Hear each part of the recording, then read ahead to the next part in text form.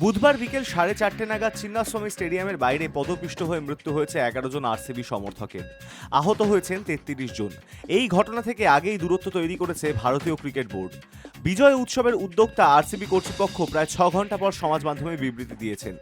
সেই বিবৃতি সমাজ মাধ্যমে ভাগ করে নিয়ে কোহলি লিখেছেন, ভাষা খুঁজে পাচ্ছি না, অত্যন্ত হৃদয় বিদারক। আরসিবির বিবৃতিতে বলা হয়েছে, বিকেলে দলের ফেরা উপলক্ষে বিশাল জনসমাগম হয়েছিল বেঙ্গালুরু জুড়ে।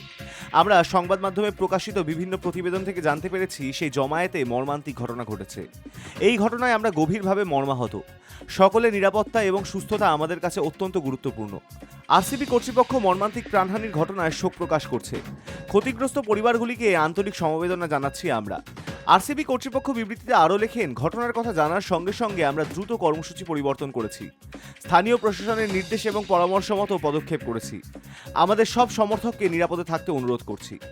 আরসিবি দুঃখ প্রকাশ করলেও অনুষ্ঠানের আয়োজক কর্ণাটকের ক্রিকেট সংস্থা মৃতদের পরিবার প্রতি 5 লক্ষ টাকা করে ক্ষতিপূরণ ঘোষণা করেছে।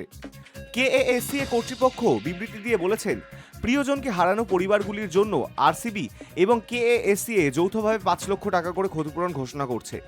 আমাদের আশা, শোকের সময় এই পদক্ষেপ তাদের জন্য কিছুটা সহায়ক হবে।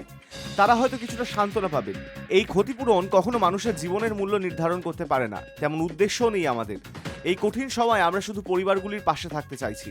আশা করি আমাদের অবস্থান সকলে বুঝতে পারবেন। Hi News network.